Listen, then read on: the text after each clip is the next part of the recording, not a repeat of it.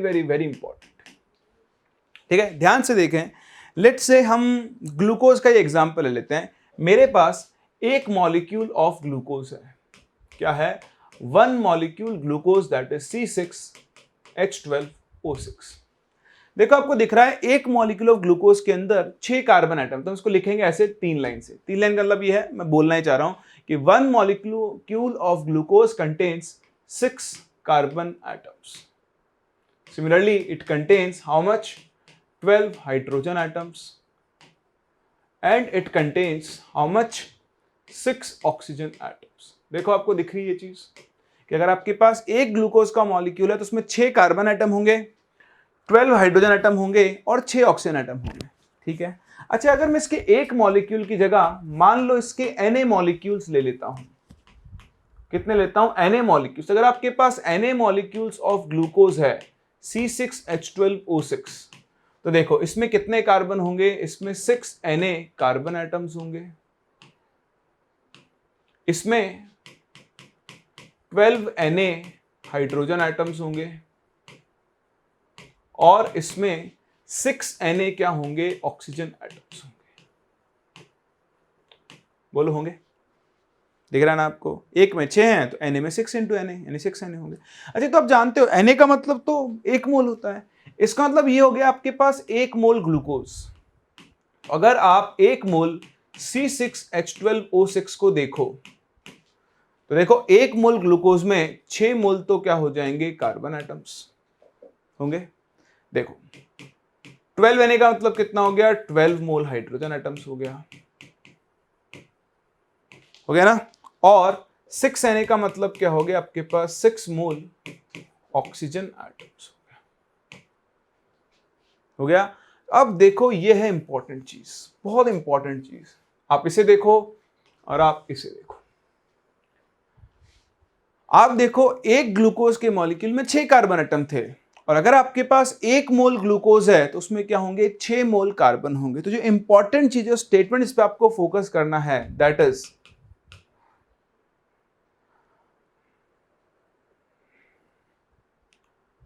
number of moles of atoms, number of moles of atoms present in 1 mole of a molecule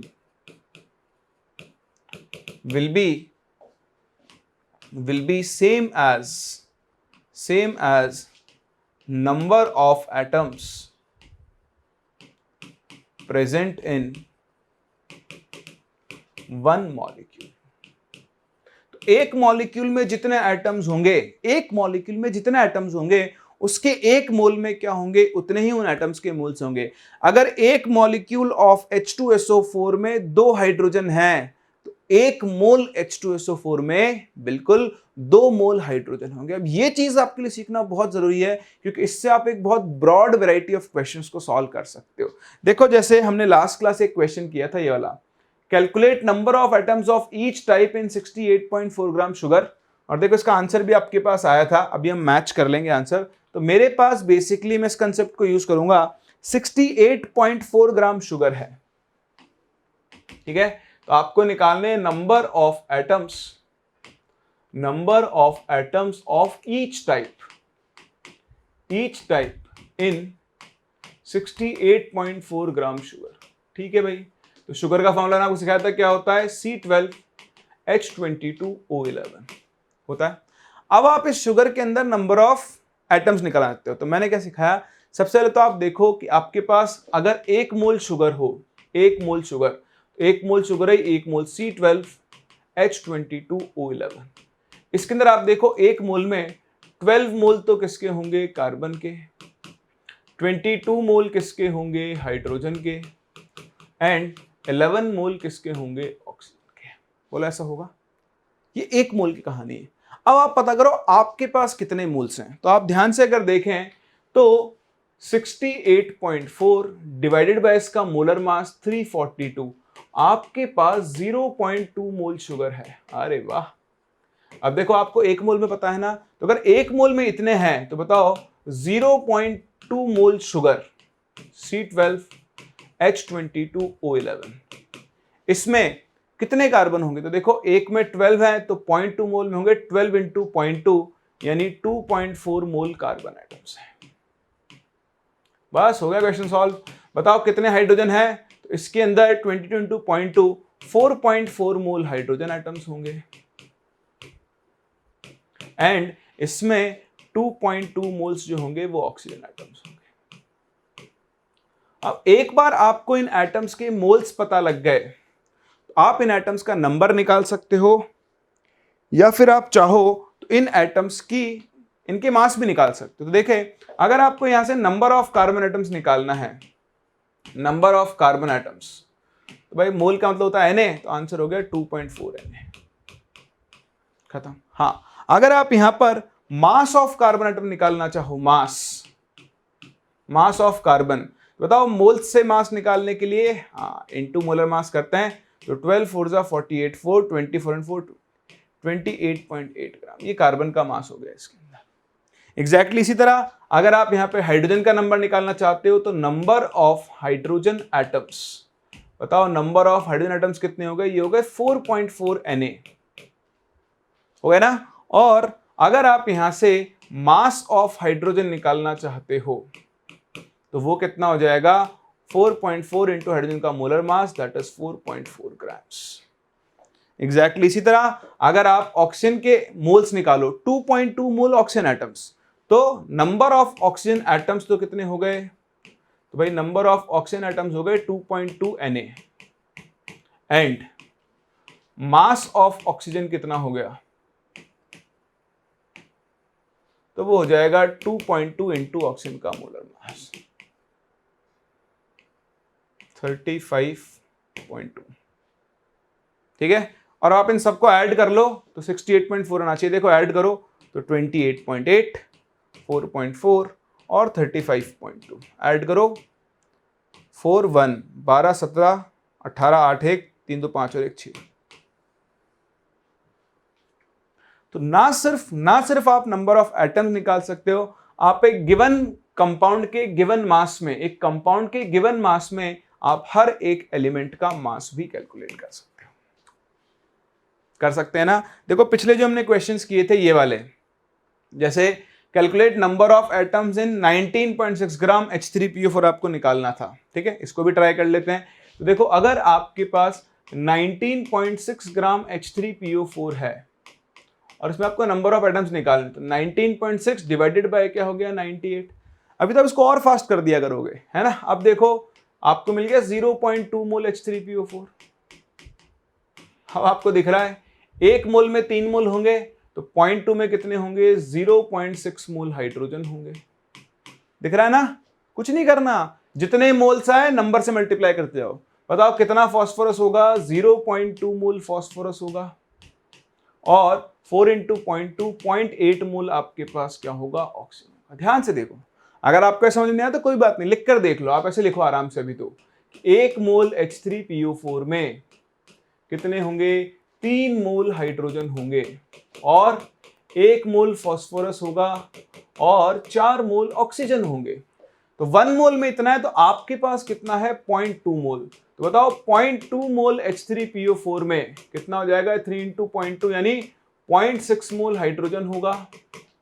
कितना होगा? 0.2 मोल phosphorus होगा और 0.8 मोल oxygen होगा।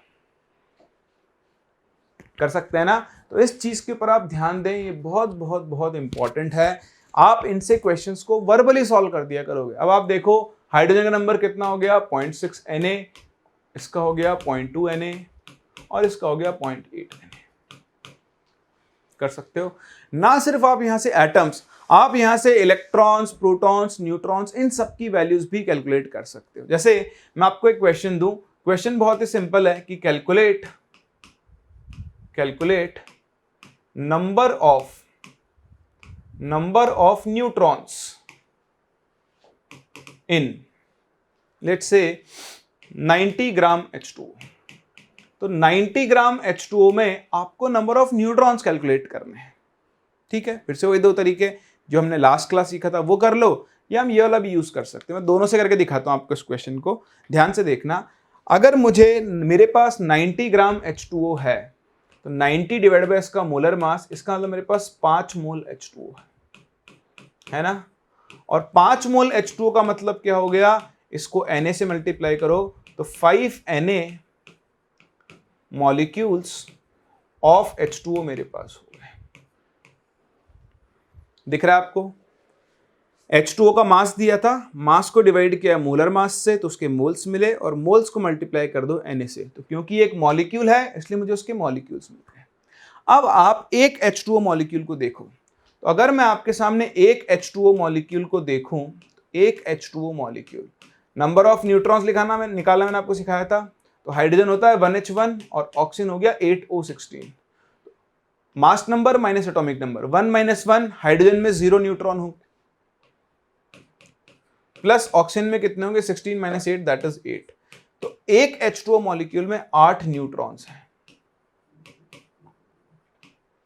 एक H2O मॉलिक्यूल। बताओ अगर एक H2O मॉलिक्यूल में 8 न्यूट्रॉन्स हैं तो 5 Na H2O मॉलिक्यूल्स में कितने होंगे, कितने हो जाएंगे, 8 × 5 दैट इज 40 Na न्यूट्रॉन्स। तो ये न्यूट्रॉन्स का नंबर आ गया। अगर आप एग्जैक्ट वैल्यू चाहते हो तो Na की वैल्यू रख दो और यहां से आप अपने क्वेश्चन को सॉल्व कर सकते हो, या फिर हम इससे डायरेक्टली भी सॉल्व कर सकते हैं। देखो आपने कैलकुलेट कर लिया कि आपके पास 5 मोल H2O है? अच्छा, जैसे आप नंबर ऑफ एटम्स के ले सकते हो वैसे आप इलेक्ट्रॉन्स, प्रोटॉन्स, न्यूट्रॉन ले सकते हो। भाई आपने देखा कि एक H2O मॉलिक्यूल जो है, एक H2O मॉलिक्यूल, उसमें आप देखो आपके पास 8 न्यूट्रॉन्स हैं, ठीक है। तो बताओ अगर आपको मैं 1 मोल H2O दे दूं तो उसमें आपको 8 मोल न्यूट्रॉन्स मिलते हैं। ये आपको सीखना है, जो नंबर एक मॉलिक्यूल में होगा वही उसके 1 मोल में भी होगा। अब आपके पास पानी कितना है, पानी मतलब H2O कितना है, 5 मोल। तो बताओ अगर 1 मोल में 8 है तो 5 मोल में कितने होंगे, 40 मोल न्यूट्रॉन होंगे, और 40 मोल का नंबर कितना आ गया, 40 × Na। कर सकते हो ना, चलिए कर सकते हैं। तो अगला क्वेश्चन आपके लिए बहुत ही सिंपल सा क्वेश्चन है, कैलकुलेट नंबर ऑफ इलेक्ट्रॉन्स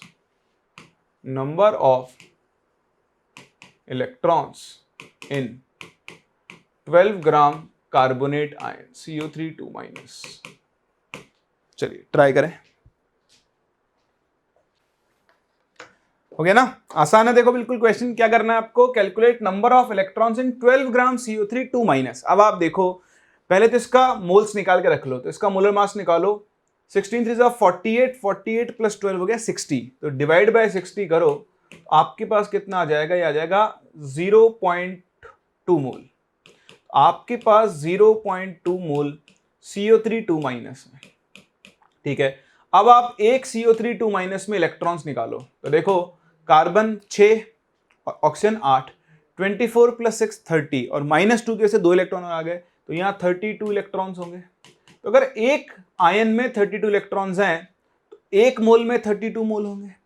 अगर एक मोल CO3 2- में आपके सामने लिख दूं तो उसके अंदर कितने होंगे बताओ, 32 मोल 32 मोल इलेक्ट्रॉन्स होंगे। अब अगर एक मोल में 32 मोल है तो बताओ इतने में कितने होंगे, है ना। तो 0.2 मोल CO3 2- में कितने होंगे, 6.4 मोल इलेक्ट्रॉन्स। और बताओ 6.4 मोल का नंबर कितना हो गया, इंटू Na कर दो, आपके पास 6.4 Na इलेक्ट्रॉन्स हो गए। कर सकते हैं। चलो अब इनमें लाते हैं वेरिएशन। देखो अब अगर आपको मैंने तो जो पढ़ाया वो बेसिक्स जो पढ़ाया अगर आपने ठीक कर लिए, स्ट्रांग है, तो आप किसी भी वैरायटी से डील कर सकते हो। अब यहाँ पे क्या होता है, क्वेश्चन को घुमाता है फिराता है। तो देखो अगला क्वेश्चन ध्यान से देखना, ये क्वेश्चन तो हम कर चुके हैं, इसको आप प्रैक्टिस के लिए लिख लेना, ठीक है। अगला क्वेश्चन देखो, क्वेश्चन बहुत ही सिंपल है, आप ध्यान से देखना इस क्वेश्चन को। Calculate number of atoms in, पहला केस 19.6 ग्राम H2SO4, ऐसा करो 196 ग्राम ले लो, ठीक है। और दूसरा केस 196 UH2SO। कई बार आपको ऐसे केस मिलेंगे और आप इनमें गलती कर सकते हो। वीडियो पॉज करें और ट्राई करें। हो गया? चलिए ध्यान से देखें। कुछ लोगों को समझ में था कि ग्राम और यू में डिफरेंस क्या है, तो मैं आपको बहुत अच्छे से सिखा चुका हूं कि यू में जब आप मास लिख रहे हो तो आपको एक एटम का, दो एटम का मास लिखते हो। ठीक है, तो है क्या, जब आप ग्राम में मास लिखते हो तो वो एटलीस्ट एक मोल का मास होता है, क्योंकि एक मोल H2SO4 का मास आएगा 98 ग्राम और एक H2SO4 का मास आएगा 98 U। ये डिफरेंस आपको सीखना है। तो जब मास ग्राम में दिया है, जब मास ग्राम में दिया है और आप उसे उसके मोलर मास से डिवाइड कर रहे हो तो आपको मिलते हैं मोल्स। तो यहां पर आप देखो, यहां पे आप पहले निकालोगे मोल्स ऑफ H2SO4, कितने आ जाएंगे, इसका मास डिवाइड बाय इसका मोलर मास, 2 मोल। और फिर आप यहां से निकालोगे नंबर ऑफ H2SO4 मॉलिक्यूल्स,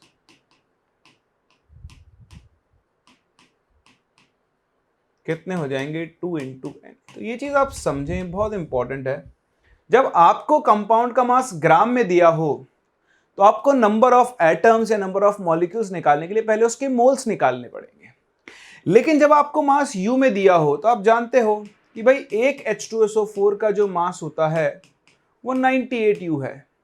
तो अगर आपके पास 2 मॉलिक्यूल H2SO4 के हो जाएंगे तो उसका मास 196 U हो जाएगा। इसका मतलब यहां पर आपके पास 2 मॉलिक्यूल H2SO4 के, बस यही डिफरेंस है और कोई डिफरेंस नहीं है। ये पीछे ध्यान रखना आप, अगर आपको मास U या AMU में दिया हुआ है तो वहां से आपको डायरेक्टली नंबर ऑफ मॉलिक्यूल्स या फिर नंबर ऑफ एटम्स मिल जाएंगे। लेकिन जब मास ग्राम में दिया है तो पहले आप मोल्स और फिर मोल्स से आपको क्या निकालने होते हैं, नंबर ऑफ एटम्स या फिर नंबर ऑफ मॉलिक्यूल्स। अब क्वेश्चन सॉल्व हो चुका है। देखो, एक H2SO4 मॉलिक्यूल में 4 और एक 5 और 2 7 एटम्स हैं। ठीक है, इसमें एक में कितने हैं, 7 एटम्स। तो बताओ 7 हैं तो टोटल एटम्स कितने हो जाएंगे, 14 × n। यहां पर एक मॉलिक्यूल में 7 है तो 2 मॉलिक्यूल में 2 × 7 यानी 14 एटम्स। तो ये डिफरेंस होता है, इसको आप समझिए। ग्राम में जब आप मास लिख रहे हैं तो वो एटलीस्ट एक मोल का मास होगा, लेकिन जब आप यू में लिख रहे हैं तो 1 2 4 5 6 10 15 20 एटम्स का मास हो सकता है। ठीक है, कर लेंगे। अच्छा चलिए देखिए कुछ और क्वेश्चंस आपकी प्रैक्टिस के लिए, ये देखें, ट्राई करें इसे। हो गया?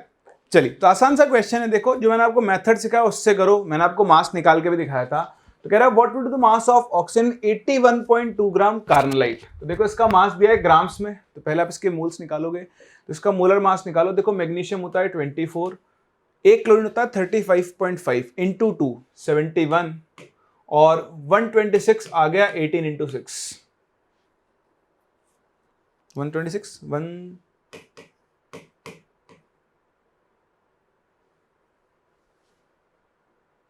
108 सॉरी। ठीक है, ऐड करो, देखो तो 102 201, इसको 2 से डिवाइड करो, 4 2 8, नहीं कुछ ना कुछ लोचा दिख रहा है। 18 × 6 देखना कितना आता है भाई, 8 6 48 4 6 1 6 and 4 10 108 प्लस 71 और प्लस 24 मैग्नीशियम 31 203 है ना, 203 आ रहा है भाई, ये गलती कर दी थी मैंने, ये 108 था, 6 ले लिया था। तो भाई इसका जो मोलर मास है वो आ रहा है 203, तो इसको 203 से डिवाइड कर दो, सबसे पहला काम। तो आपको मिल गया यहां से 0.4 मोल आपके पास है कार्नालाइट विच इज MgCl2.6H2। ठीक है, कंसेप्ट क्या है, आपको ऑक्सीजन का मास निकालना है। तो भाई अगर आपको इस कंपाउंड में ऑक्सीजन के मोल्स मिल जाए तो आप ऑक्सीजन का मास निकाल सकते हो। तो देखो इसमें कितने ऑक्सीजन दिख रहे हैं आपको, 6। अब एक मॉलिक्यूल में 6 हैं तो 0.4 मोल में कितने हो जाएंगे, 6 × 0.4 मोल ऑक्सीजन आपको मिल जाए। आप देखो जो मैं आपको कंसेप्ट मैंने सिखाया उससे एक लाइन में आप क्वेश्चन सॉल्व कर सकते हो। अगर एक मॉलिक्यूल में 6 ऑक्सीजन है तो एक मोल में 6 मोल होंगे, और अगर एक मोल में 6 मोल होंगे तो 0.4 में कितने हो जाएंगे, × 6 दैट इज 2.4 मोल ऑक्सीजन। और अब अगर आपको इसका मास निकालना है, मास ऑफ ऑक्सीजन, तो तो वो कितना हो जाएगा 2.4 इंटू 16। 16 4 जा 64 4 6 32 and 6 is 38 38.4 ग्राम। ये आपके इस क्वेश्चन का आंसर आ जाएगा। कर सकते हो ना? तो बहुत आसान है, जो है ना आपको चीज सिखाई, इस पे काम करो, ये आपके आगे तक काम में कि बहुत सारे कंसेप्ट्स के अंदर। अच्छा, इसी क्वेश्चन को करने का एक और तरीका है, वो भी मैं आपको बताता हूं। ये था मेथड नंबर 1 जिसको हम लोग यूज करेंगे। मेथड नंबर 2 भी होता है, उस मेथड नंबर 2 पे आप फोकस करें। कह रहा है what would be the mass of oxygen in 81.2। आप इसको ऐसे भी कर सकते हो, आप इस कंपाउंड का मोलर मास निकालो। तो देखो हमने निकाला, इस कंपाउंड का मोलर मास आया था 203 ग्राम। तो हम लिख सकते हैं कि since 203 gram of what MgCl2 dot 6H2O contains, देखो इसमें ऑक्सीजन कितना है 6 इंटू 16 कितना हो गया 96। तो ये 96 ग्राम ऑक्सीजन कंटेन करता है। दिख रहा है आपको? तो अगर 203 ग्राम में इतनी है तो बताओ इसके 1 ग्राम में कितनी ऑक्सीजन होगी? तो भैया वो हो जाएगी 96/203। अगर 1 ग्राम में इतनी ऑक्सीजन है, अगर 1 ग्राम में इतनी ऑक्सीजन है तो बताओ आपके पास कितने हैं 81.2 ग्राम। बताओ 81.2 ग्राम में कितनी होगी 96/203 इंटू 81.2। देखो ये इसको कैंसिल करेगा 0.4 टाइम। 6 4 जा 24 4 पॉइंट 2 बचा 36 इंटू 38। कैसे भी कर लो आंसर आपका सेम है। देखने का नजरिया है, कुछ लोगों को ये आसान लगता है, कुछ लोगों को ये, मुझे तो दोनों ही आसान लगते हैं। तो आपको दोनों में से जो मेथड समझ में आए वो यूज करो, बट आपको मेथड समझ में आना चाहिए और क्वेश्चन आपका सॉल्व होना चाहिए। चलिए बढ़ते हैं, देखिए अपने अगले क्वेश्चन पर। What mass of CO2 contains इतना ऑक्सीजन एटम्स। अब देखो उसने कहानी को बदल दिया है। फिर से इसको करने के 2-3 अलग मेथड्स हो सकते हैं, लेकिन हम सबसे शॉर्ट मेथड यूज करेंगे, वो है मोल्स वाला। अब आपको देखो क्वेश्चन की लैंग्वेज को समझो। आपको ऑक्सीजन एटम्स दिए हैं और आपको CO2 का मास निकालना है। अगर हम इस क्वेश्चन का ब्लूप्रिंट बनाएं, इसका हम रास्ता बनाएं, रास्ते को मैं ब्लूप्रिंट बोलता हूं। तो ब्लूप्रिंट ये कह रहा है कि भाई आपके पास ऑक्सीजन एटम्स हैं, आप क्या करो ऑक्सीजन एटम्स से एनी हाउ CO2 के मोल्स ढूंढ लो, और एक बार आपको CO2 के मोल्स मिल गए तो इनटू मोलर मास करके आप मास ऑफ CO2 निकाल सकते हो। ये रास्ता है मेरा। अब इस रास्ते के लिए मुझे तरीका ढूंढना है, कैसे इस रास्ते पे चलूंगा। तो भाई मुझे ऑक्सीजन एटम्स पता है, बताओ क्या आप नंबर ऑफ ऑक्सीजन एटम से मोल्स ऑफ ऑक्सीजन एटम निकाल सकते हो? हाँ बोल दो फटाफट से। हाँ निकाल सकते हैं सर, बिल्कुल निकाल सकते हैं। तो आओ निकालते हैं मोल्स ऑफ ऑक्सीजन एटम्स। कैसे? Number of oxygen atoms. बताओ नंबर ऑफ एटम्स से मोल्स निकालने के लिए क्या करते हैं? हाँ डिवाइड 6.02 इंटू 10⁻²। जरा ध्यान से देखें, ये इससे 0.2 टाइम्स कैंसिल होगा, 23 ऊपर आएगा, 10⁻⁻1 बचेगा। ओवरऑल आपके पास 0.02 मोल ऑक्सीजन एटम्स है। क्या आपको ये दिख रहा है? वो सेम मेथड, अगर मैं 1 मोल CO2 ले लूं, कलर चेंज कर रहा हूं, ठीक है, अगर मैं 1 मोल CO2 ले लूं, तो अब तो ये गांव का बच्चा जान चुका है कि 1 मोल CO2 में 2 मोल ऑक्सीजन एटम्स होंगे क्या? होंगे ना? तो अगर 1 मोल CO2 में 2 मोल ऑक्सीजन एटम है, तो आप उल्टा चलो, अगर 2 मोल ऑक्सीजन एटम 1 मोल CO2 में है तो बताओ 1 मोल ऑक्सीजन एटम्स कितने में होंगे? तो भाई 1 मोल हो जाएंगे इसके आधे मोल में। अब अगर 1 मोल ऑक्सीजन एटम आधे मोल CO2 में है, आपके पास कितने हैं? 0.02 मोल। तो बताओ 0.02 मोल ऑक्सीजन एटम्स कितने में होंगे? आधा इंटू 0.02। तो दिख रहा है आपको कितना CO2 मिल गया? 0.01 मोल CO2। अब बताओ CO2 के मोल से उसका मास निकालने के लिए इंटू CO2 का मोलर मास कर दो, तो आंसर आ गया 0.44 ग्राम। तो बस आपको मेन चीज यहां देखना है। देखो वैसे दिख रहा है 2:1 का रेशियो है, तो जब ये 0.02 है तो 2:1 के रेशियो के लिए 0.01 आ जाएगा। बट कभी कभी ये ऐसा नहीं देकर कुछ और दे देगा, तो भाई 2 के लिए 1 है, 1 के लिए आधा होगा, तो इतने के लिए इंटू कर दो, आपको CO2 के मोल्स और उससे आपको CO2 का क्या मिल जाएगा? मास मिल जाएगा। कर सकते हैं ना? तो बहुत आसान है, लेकिन इन क्वेश्चंस की आप प्रैक्टिस करें। अभी आपको डिफिकल्ट लग सकते हैं, लेकिन 2-3 दिन के बाद, मतलब 2-3 लेक्चर्स के बाद ये आपके लिए बहुत आसान होंगे, और तब इस मेथड को यूज करके आप इनमें से मैक्सिमम क्वेश्चंस को वर्बली हवा में ही सॉल्व कर दिया करोगे, लेकिन उसके लिए आपको बहुत अच्छे से प्रैक्टिस करनी होगी। क्लियर है?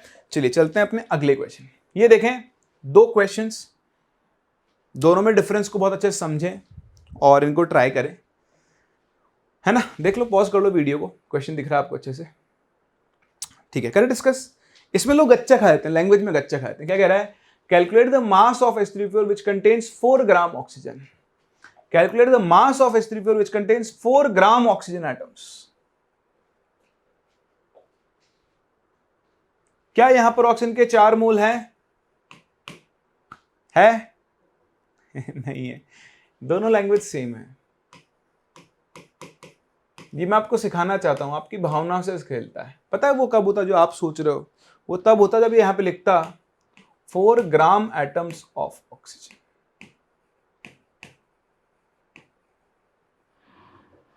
क्या होता? 4 ग्राम एटम्स ऑफ। चलो मैं ऐड करता हूं एक बार, आप इसको देखो एक बार। अब देखो, ये आपके पास 3 पार्ट है, तो ध्यान दें, डिफरेंस समझ में आएगा आपको। ये दोनों सेम है, सेम, कोई डिफरेंस नहीं है। आप बोलोगे सर यहाँ ऑक्सीजन एटम्स लिखा है, यहाँ ऑक्सीजन लिखा है, ठीक है, आप इसको ऑक्सीजन यानी O2 मान लो। मास में कोई फर्क नहीं पड़ता, कोई फर्क नहीं पड़ता, मैं दिखा दूंगा आपको, ठीक है, मैं दिखा देता हूँ। बट यहाँ समझो, ये 4 ग्राम एटम्स ऑफ ऑक्सीजन लिखा है, मतलब ये क्या है आपके पास? 4 मोल ऑक्सीजन एटम्स है। तो ये क्वेश्चन की लैंग्वेजेस हैं, यहीं पे आप लोग परेशान होते हो, लेकिन अगर आप इन पॉइंट्स पे काम कर लोगे तो आप आगे कभी परेशान होंगे ही नहीं। चलिए ये चीज देखें, मैं आपको दिखाता हूं। भाई आपके पास जब 1 मोल H3PO4 होता है, कौन होता है? 1 मोल H3PO4। तो आप 1 मोल H3PO4 का मास निकालो, आपको दिख रहा है। मैं ऑक्सीजन से बात कर लेता हूं, देखो इसमें आपको 4 मोल तो ऑक्सीजन एटम्स दिखेंगे, और अगर आप इसे O2 मान लो तो देखो 4 से आपको 2 मोल O2 मिलेगी। इतना तो आप समझते हो, 1 में 2 है तो 2 में 4 हो जाएंगे, है ना। चलो इसका मास निकालते हैं, तो 4 इंटू कितना बनेगा? 16, देखो 64 ग्राम। और इसका मास निकाल लो 2 इंटू O2 का मोलर मास कितना होता है? 32, कितना आ गया? 64। तो मास वाले केस में चाहे आप O मान लो चाहे O2 मान लो, आपके आंसर पे कोई फर्क नहीं पड़ने वाला है, क्योंकि मोलर मास अपने आप बैलेंस कर लेता है। यहाँ 16 है और यहाँ 32 है। समझ रहे हो मेरी बात को? तो कोई आपसे मास पूछे, बोले ऑक्सीजन का मास बताओ, तो आप चाहे O ले लो चाहे आप O2 ले लो, आपकी इच्छा है। दोनों ही केस में मास क्या आएगा? आपका सेम आएगा, इसलिए आपको उसमें ज्यादा दिमाग लगाने की जरूरत नहीं है। चलिए, तो ये दोनों सेम क्वेश्चन है। अब आपको बताना है mass of H3PO4 which contains 4 gram oxygen.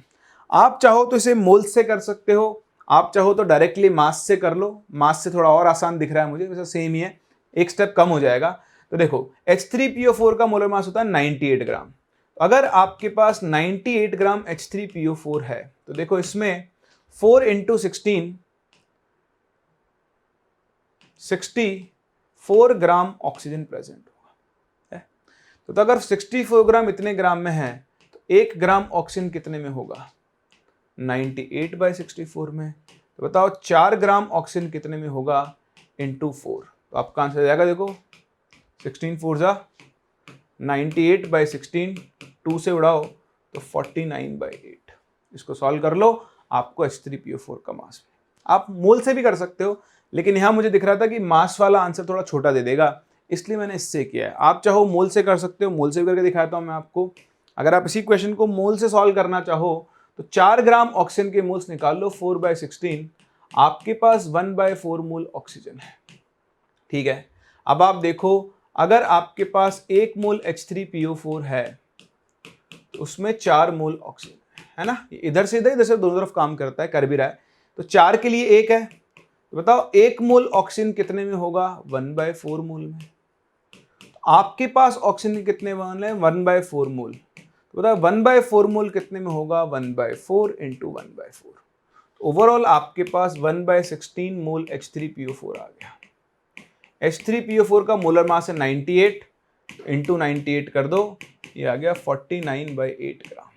तो कैसे भी कर लो, आंसर बदल ही नहीं सकता, आंसर तो सेम ही आने वाला है ना। चलिए, अब ये वाला केस, यहां पर 4 मोल ऑक्सीजन एटम, तो और भी आसान है।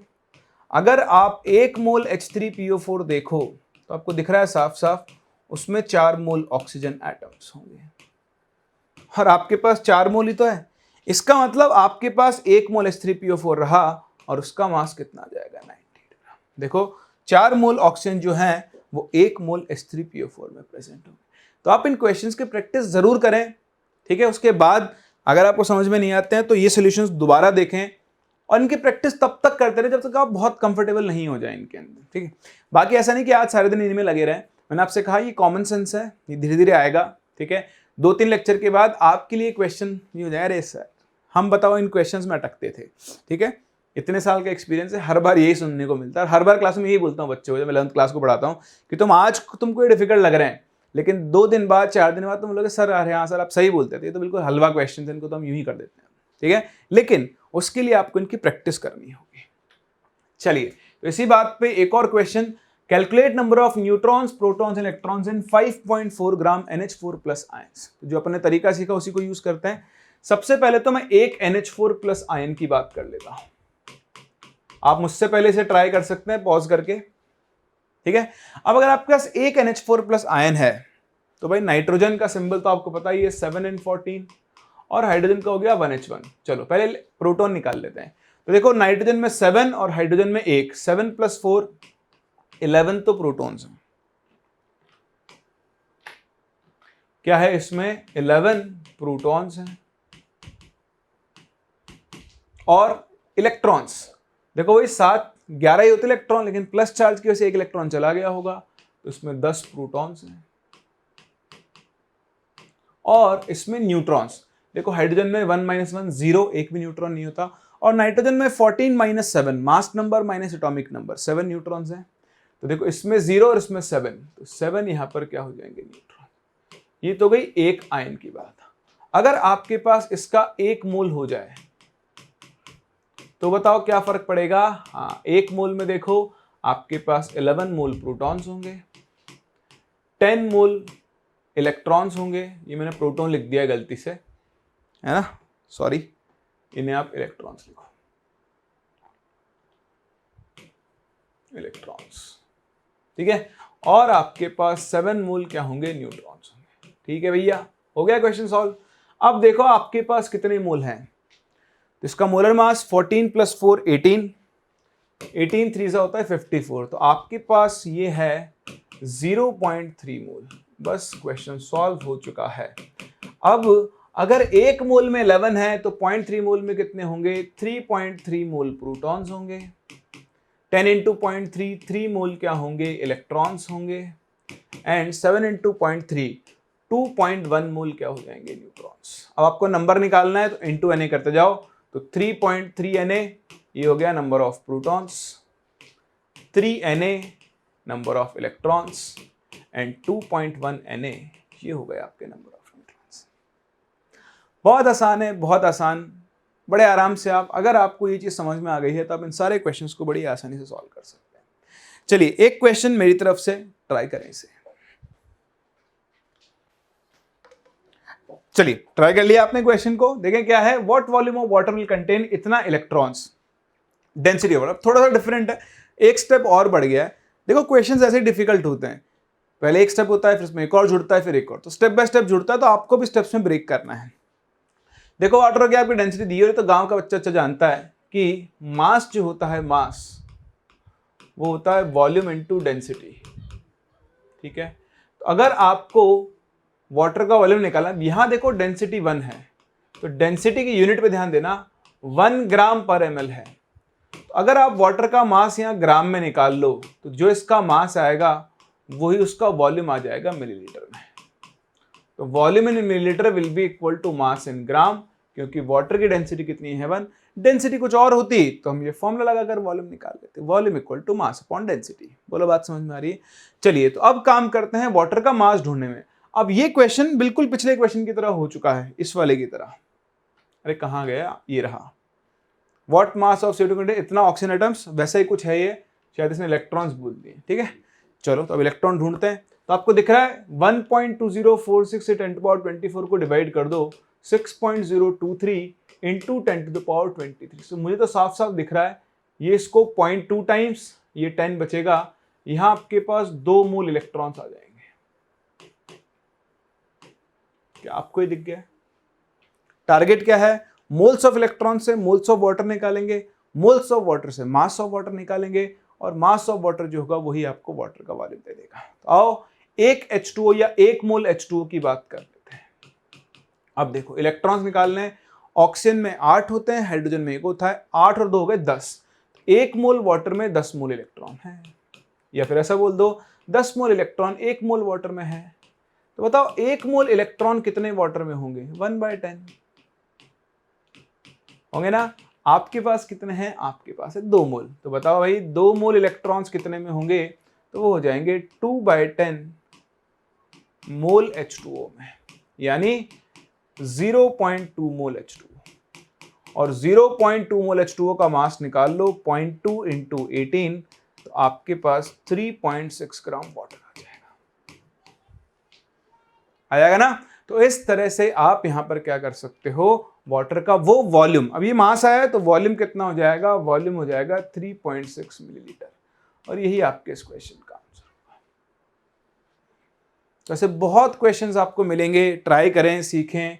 ये देखें लास्ट कैटेगरी, यहां पर आप एक गलती कर सकते हो, ये मैं आपको सिखा चुका हूं बेसिक्स में पहले ही, बट स्टिल आप गलती कर सकते हो। देखो आपके पास एक Al3+ आयन है, ठीक है।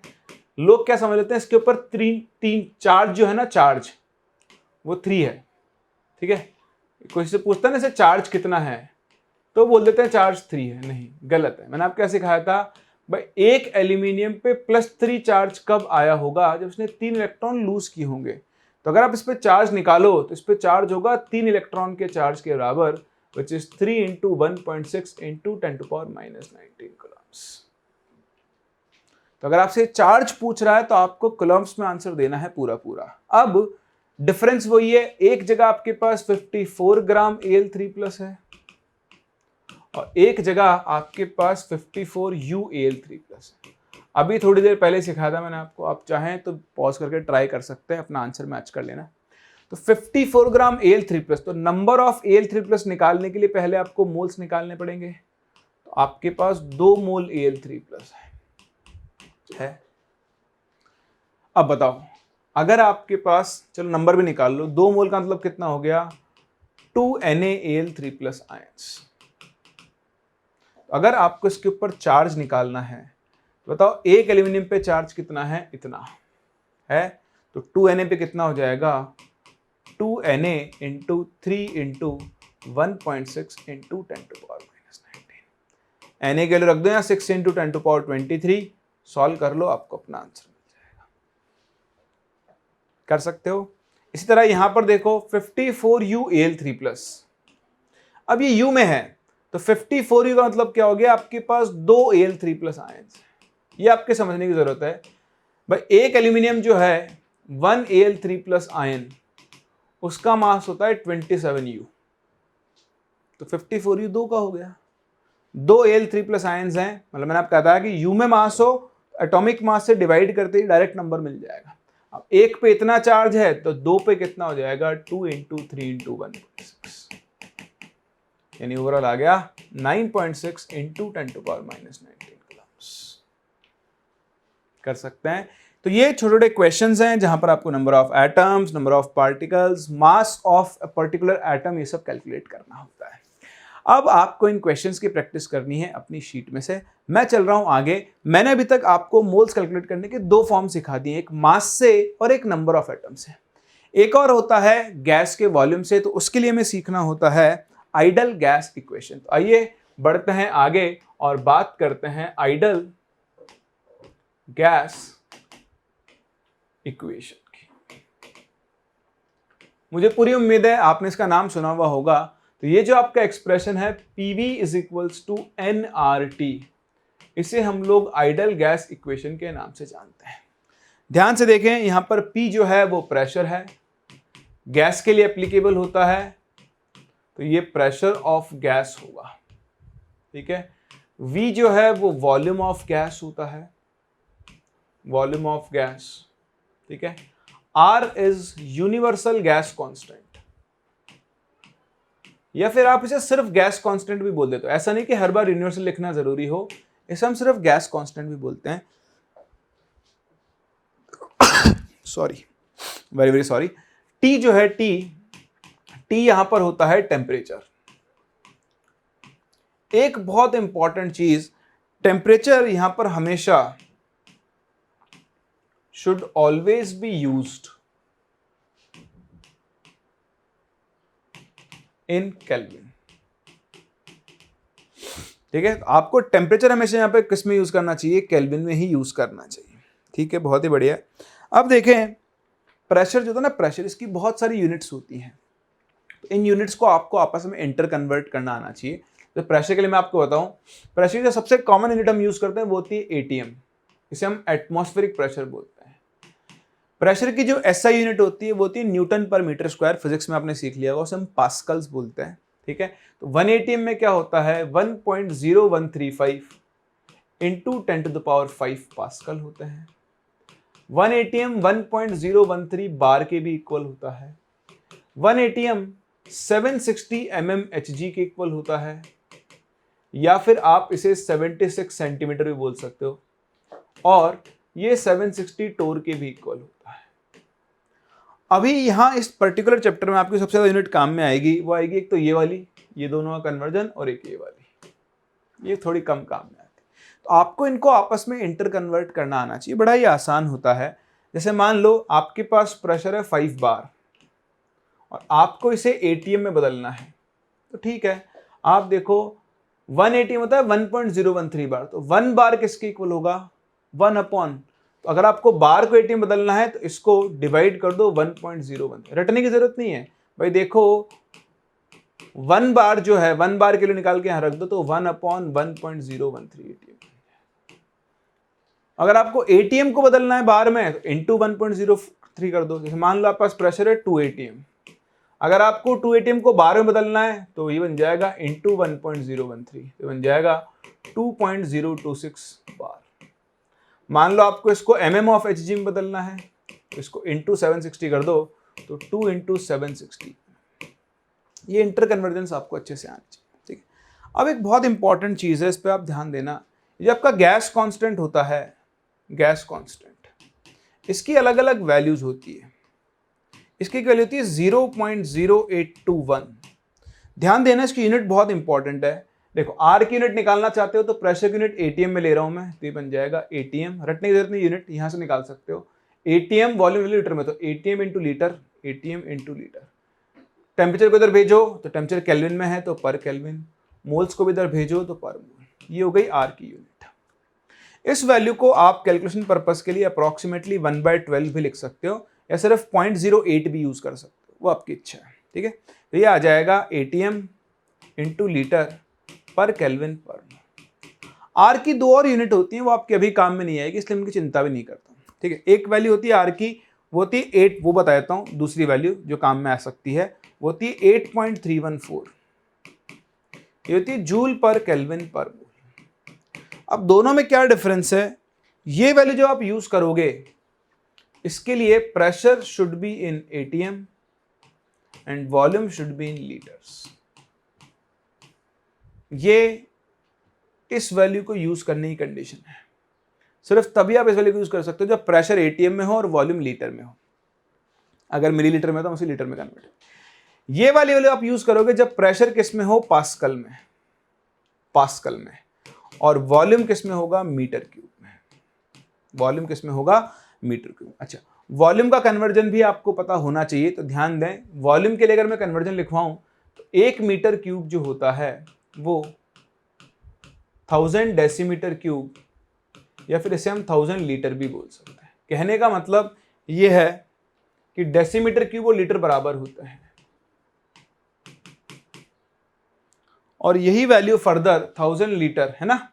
एक तो ये हो गया आपके पास। दूसरा जो कन्वर्जन है, ध्यान रखना, 1 लीटर जो होता है वो 1000 मिलीलीटर, या फिर हम इसे 1000 सेंटीमीटर क्यूब, या फिर हम इसे 1000 सीसी भी लिख देते हैं। यहाँ पे CC stands for cubic capacity, volume को ही डिनोट करती है। तो देखो यहां से आपको दिख रहा है, चाहे 1 ml बोल दो, चाहे 1 सेंटीमीटर क्यूब बोल दो, चाहे 1 सीसी बोल दो, सबकी वैल्यूज क्या होती हैं, सेम होती है। तो ये कन्वर्जेंस आप जरूर नोट कर लें, आज नहीं तो कल, कल नहीं तो परसों, ये आपके काम आएंगे ही आएंगे। ठीक है, तो बेसिक ये चीजें आपने सीख ली, चिंता मत करो, वैल्यू विद यूनिट आपको याद हो जाएगी यूज करते हैं, अभी आपको मेहनत करने की जरूरत नहीं है। अभी हम इस इक्वेशन को यूज करना सीखते हैं, PV is equals to RT. ध्यान रखना this one is applicable for gases only, liquid पे मत लगा देना, एप्लीकेबल फॉर गैसेज ओनली। तो अब देखो इसे कैसे यूज करते हैं, बहुत आसान है। जैसे मैं आपसे बोलूं कि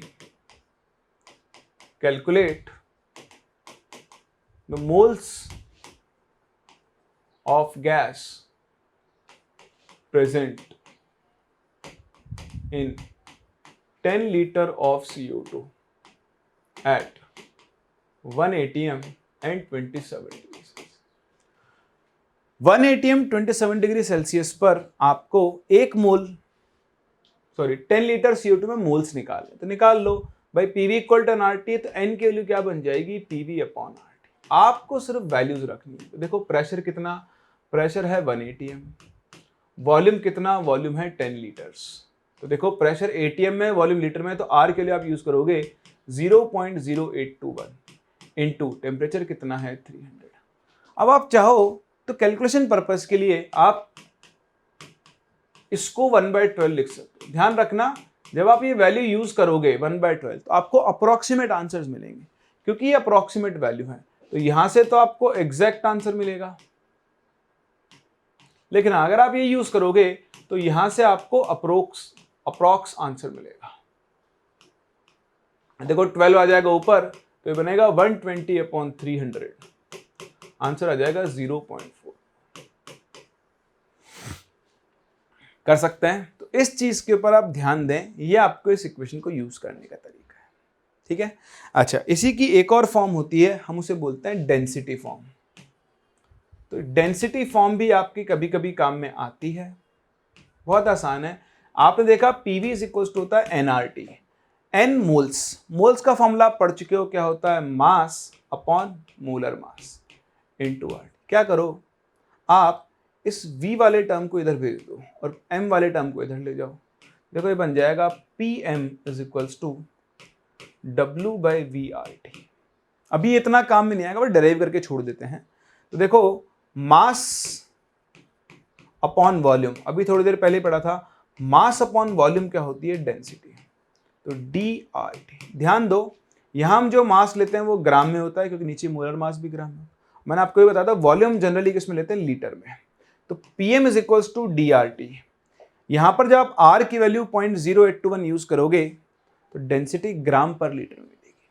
किस में मिलेगी, ग्राम पर लीटर में आपको डेंसिटी की वैल्यू मिलेगी। तो इस चीज के ऊपर आप ध्यान दें, इसे हम बोलते हैं डेंसिटी फॉर्म। इसे आप डर्टी पीएम के नाम से याद रख सकते हो। ऑल्दो हमारा पीएम डर्टी नहीं है, बट याद रखने के लिए हम बोल सकते हैं कि डर्टी पीएम, उल्टा लिख दो DRT इक्वल टू पीएम या पीएम डर्टी, तो आपको ये याद रह जाएगी। फॉर्म आसान है, तो दोनों फॉर्म्स आपको पता होनी चाहिए, PV इक्वल टू NRT और PM is equals to DRT।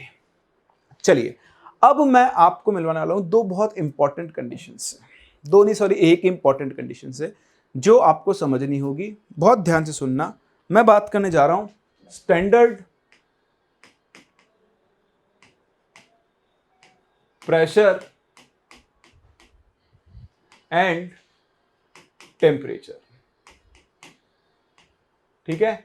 इसे हम लोग प्यार से क्या बोलते हैं, STP। एक बार आप लिखें, थोड़ा सा डिस्टर्बेंस आ रहा है, मैं दूर कर दूं उसको। चलिए सॉरी, थोड़ा डिस्टर्बेंस आ गया था। तब आप देखें स्टैंडर्ड प्रेशर एंड टेम्परेचर का मतलब क्या है, नाम से लग रहा है ये एक फिक्स्ड वैल्यू होती है, ठीक है। आगे चल के हम स्टैंडर्ड टेम्परेचर प्रेशर की एक और डेफिनेशन देंगे, वो एग्जैक्ट होती है। बट अभी फॉर दिस चैप्टर आप ध्यान रखना, स्टैंडर्ड प्रेशर टेम्परेचर क्या होता है। जो स्टैंडर्ड प्रेशर है वो तो है 1 बार, और जो स्टैंडर्ड टेम्परेचर हम लेते हैं वो है 0 डिग्री सेल्सियस, या फिर आप इसे 273 केल्विन बोलते हो, ठीक है। ये जो है एक्चुअली इसका न्यू कन्वेंशन है, न्यू कन्वेंशन अब जो हम यूज करते हैं। इसका एक और कन्वेंशन हुआ करता था पहले, आज से मतलब 3-4 साल पहले हम उसी को यूज करते थे, अब हमने चेंज किया है, ठीक है।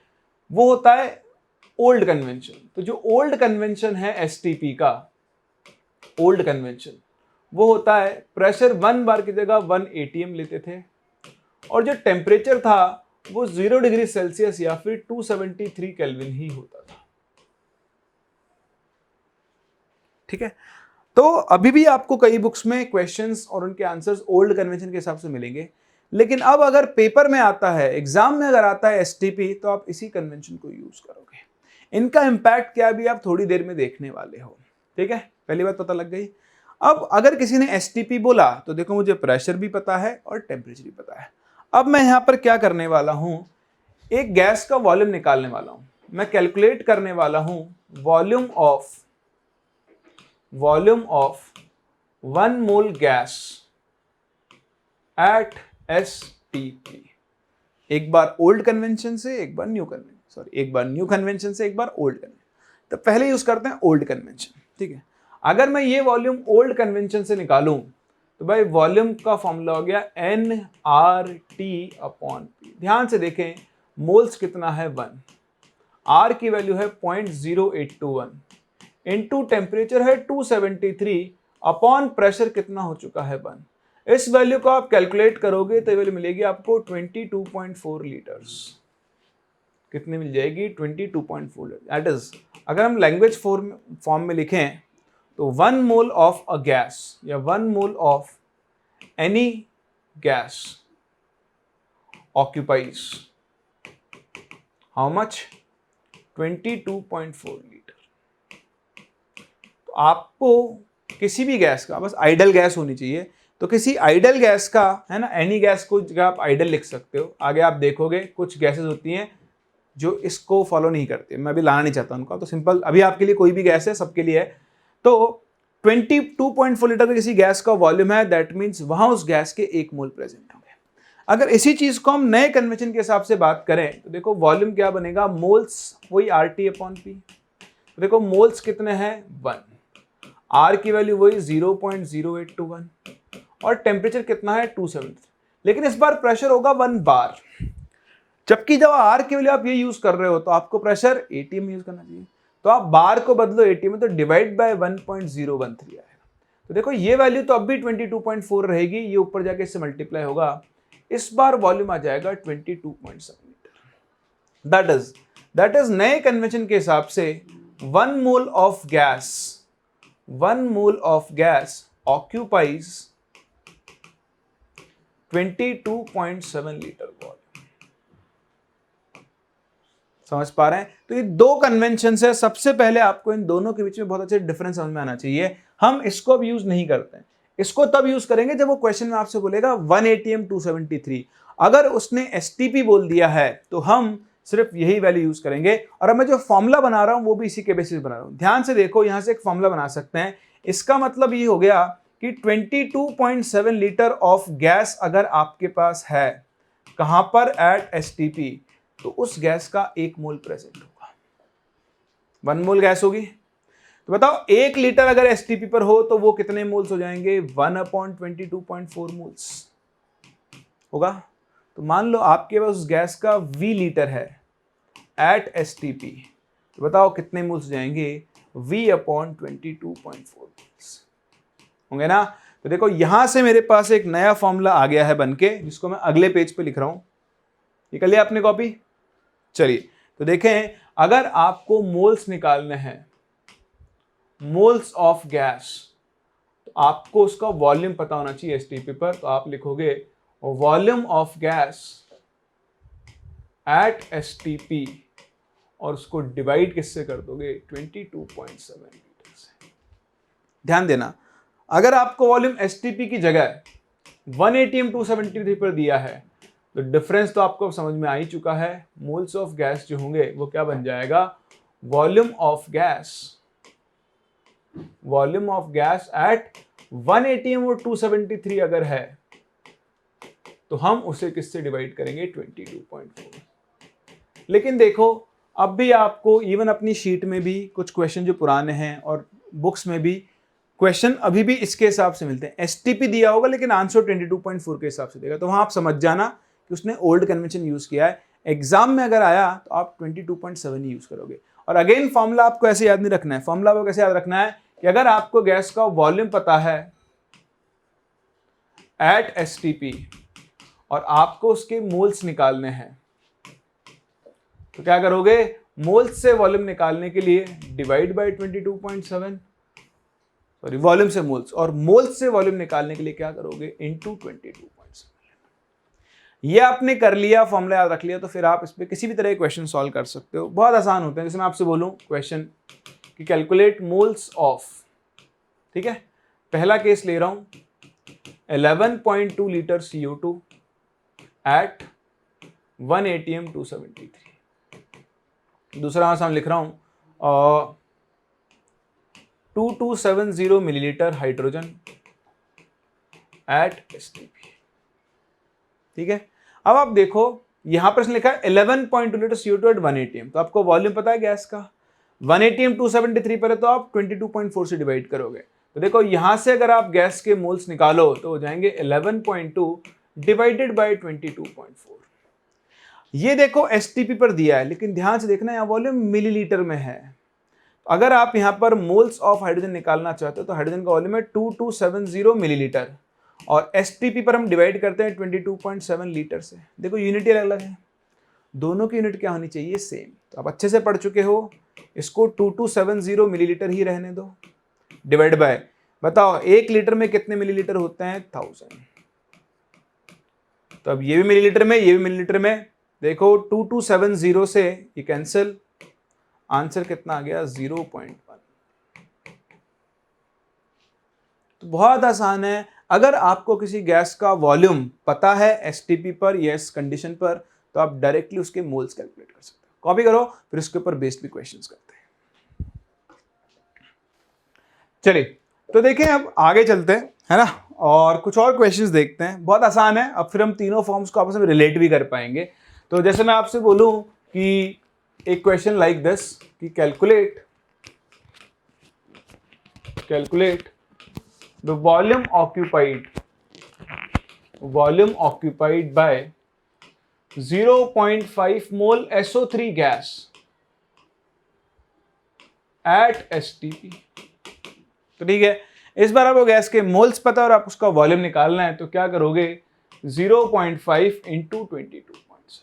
तो ये छोटे टाइप ऑफ क्वेश्चंस हैं जो आपको इसके ऊपर बेस्ड मिल सकते हैं। ध्यान देना, इसमें एक और टाइप ऑफ क्वेश्चन बनता है। मैं आपसे पूछूं क्वेश्चन कि calculate the volume occupied by 5 mole water at 1 ATM and 273। Try करो, कर लो, ठीक है। अगर आपका आंसर 5 इंटू 22.4 है तो आप गलत हैं। क्यों? क्योंकि ये तो सिर्फ और सिर्फ किसके लिए एप्लीकेबल होता है, गैसेस के लिए। 273 करंट पर H2O जो है वो लिक्विड फॉर्म में होगा, और आप एक लिक्विड पर PV इक्वल RT नहीं लगा सकते। ऐसे क्वेश्चंस पे ध्यान दें, आप यहां पर गलती कर सकते हैं ना भाई। वाटर का बॉइलिंग पॉइंट होता है 100 डिग्री सेल्सियस, 373 केल्विन। तो 100 डिग्री के ऊपर वाटर जो होगा वो क्या होगा, गैस होगा, उससे नीचे वो क्या होगा, लिक्विड ही होगा। तो अब ध्यान दें कैसे करना है, बड़ा आसान है भाई, आपको पता है। ध्यान रखना, क्वेश्चन में नहीं दिया है तो आपको हमेशा मान के चलना है कि वाटर की डेंसिटी कितनी होती है, 1 ग्राम पर ml। तो हम जानते हैं कि डेंसिटी ऑफ वाटर जो है, वाटर वो कितनी होती है, 1 ग्राम पर ml। तो हम क्या करते हैं, 5 मोल H2O का मास निकालते हैं। तो देखो मास ऑफ वाटर, बताओ कैसे निकालोगे, मोल्स इनटू मोलर मास, 90 ग्राम। तो अगर आपको वॉल्यूम ऑफ वाटर निकालना है तो वो हो जाएगा मास ग्राम में अपॉन डेंसिटी है 1 ग्राम। यूनिट पे ध्यान देना, ग्राम से ग्राम कैंसिल, ml ऊपर आ जाएगा, तो वाटर का वॉल्यूम मिल जाएगा 90 ml। तो जो आप STP वाला फंडा लगा रहे हो वो गैस पे लगता है, तो देख लेना कहीं आपको भावनाओं से खेल जाए, लिक्विड दे दे और आप उस पर भी यही लगा दो, तो वो काम आपको यहाँ पर नहीं करना है, ठीक है। चलिए अब चलते हैं, ये हमारे 3 बेसिक फॉर्मूले हो चुके हैं मोल्स कैलकुलेट करने के, और हम इन तीनों को आपस में रिलेट कर सकते हैं। तो देखिए, आप क्वांटिटी कैलकुलेट करते हो मोल्स आप कहां से कैलकुलेट कर सकते हो, तो मोल्स आप कैलकुलेट कर सकते हो मास से, बिल्कुल कर सकते हैं। अगर आपको मास से मोल्स निकालना है तो आप डिवाइड बाय मोलर मास करोगे, और आपको मोल्स से मास निकालना है तो आप इनटू मोलर मास करोगे। सिमिलरली आप मोल्स कैलकुलेट कर सकते हो नंबर ऑफ पार्टिकल्स से। नंबर ऑफ पार्टिकल्स मतलब एटम्स, मॉलिक्यूल्स कुछ भी हो सकते हैं, तो ये मैंने आपको सिखाया हुआ है। तो अगर आपको नंबर ऑफ पार्टिकल्स से मोल्स निकालने हैं तो आपको डिवाइड बाय n करना पड़ेगा, और मोल्स से नंबर ऑफ पार्टिकल्स निकालने हैं तो इनटू n है। तीसरा, आप मोल्स कैलकुलेट कर सकते हो volume of gas at STP से। तो फिर से वही बात, अगर आपको मोल्स से वॉल्यूम निकालना है तो डिवाइड बाय 22.7, और मोल्स से वॉल्यूम निकालना है तो इनटू 22। ध्यान रखना, अगर एसटीपी जगह 180/273 तो आप 22.4 यूज करो। अब इन तीनों को आप आपस में इंटरकनेक्ट कर सकते हो सकता है मैं आपको गैस का मास दे दूं, उसका वॉल्यूम पूछ लूं, वॉल्यूम दे दूं, नंबर ऑफ पार्टिकल्स पूछ लूं, वॉल्यूम दे दूं, मास, कुछ भी कर सकता हूं। तो देखो बहुत सारे क्वेश्चंस बनेंगे ऐसे, जैसे आपसे बोलूं क्वेश्चन कि calculate the mass of CO2 gas, या मास ऑफ, आप इसको लिख लो let's say 8.96 litre CO2 gas at 180 mm 273। देखो तरीका क्या है, आपको वॉल्यूम पता है 180 mm 273 पे, पहले मोल्स, और मोल्स से क्या निकाल सकते हो, मास। तो निकाल लो 8.96 डिवाइडेड बाय 22.4, 0.4 मोल मिल गई CO2। बताओ मोल्स से मास निकालने के लिए क्या करेंगे, इनटू मोलर मास, तो आंसर आ गया 17.6 ग्राम। क्वेश्चन खत्म, एक लाइन में खत्म, है ना। मान लो मैं आपसे बोल दूं calculate number of atoms in, let's say मैं ले लेता हूं 11.35 litre SO3 gas at STP। ठीक है, वो कर देते हैं। आपको नंबर ऑफ एटम्स निकाल लेना, SO3 गैस, देखो इसको डिवाइड करो 22.7 से तो आपको इसके मोल्स मिल जाएंगे। तो आपके पास आधा मोल SO3 है। अब देखो एक SO3 में कितने, 3 और 1 4 एटम्स हैं, तो बताओ आधे मोल में कितने हो जाएंगे, आधे इंटू 4 मोल एटम्स होंगे, यानी 2 मोल एटम्स हो गए। और बताओ 2 मोल एटम्स का मास कितना हो जाएगा, 2Na। बहुत आसान है, बहुत आसान। आप मास से मोल्स, मोल से मास, कुछ भी कैलकुलेट कर सकते हो। जैसे मान लो मैं आपसे बोलूं, मैं आपसे यहां बोल देता हूं कि volume occupied by, let's say हम ले लेते हैं 56 ग्राम CO एट 180 mm 273। तो ठीक है, मास दिया है, डिवाइड बाय इसका मोलर मास 28, आपके पास 2 मोल CO है। 2 मोल CO का वॉल्यूम 180 mm 273 पर इंटू 22.4 कर दो, तो आंसर आ जाएगा 44.8। तो मैंने थोड़ा फास्ट सॉल्व कर दिए हैं, आप इन्हें आराम से सॉल्व कर सकते हैं, बट कहानी सेम है। मास से वॉल्यूम, वॉल्यूम से मास, वॉल्यूम से मोल्स, नंबर ऑफ पार्टिकल्स, आप कुछ भी कैलकुलेट कर सकते हैं, इलेक्ट्रॉन्स, प्रोटॉन्स, न्यूट्रॉन्स। तो ये कैलकुलेट करने के 3 फॉर्मूले। एक और चीज पे ध्यान देना, कई बार आपको NTP लिखा हुआ मिल सकता है। NTP